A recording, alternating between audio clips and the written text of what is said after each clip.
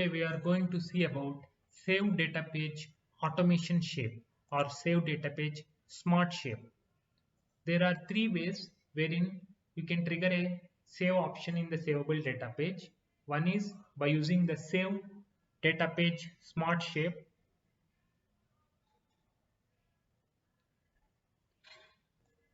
Another is by mentioning the savable data page in the flow action. Another is by using the save data page method in an activity. As you can see here, you can add a save data page step, which is a save data page automation shape to save the updated data to a SOR table. There are two ways to specify the data page name. One is you can specify the savable data page name here explicitly. Another is, and you can define the parameters here. Another is you can specify indirectly, that is specify inherently. We can specify the savable data page name implicitly by using the associated property.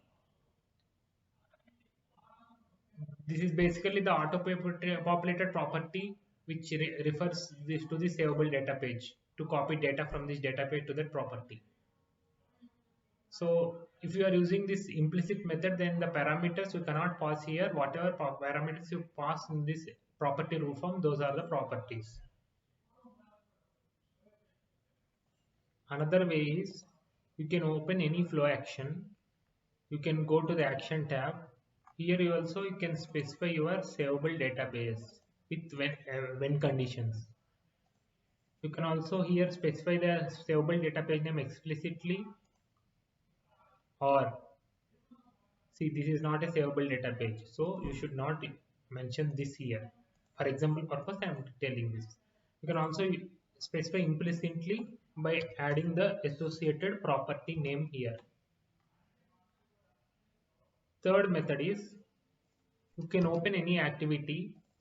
In that activity, you can add a method, OTB method, or you can call an inbuilt method. You can invoke that called save data page.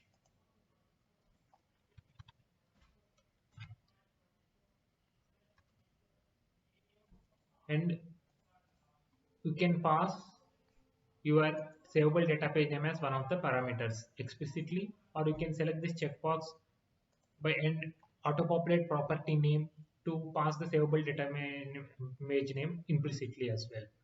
These are the three ways wherein you can configure the savable data page, and you can trigger the save plan of the savable data page to be able to update the SOR tables.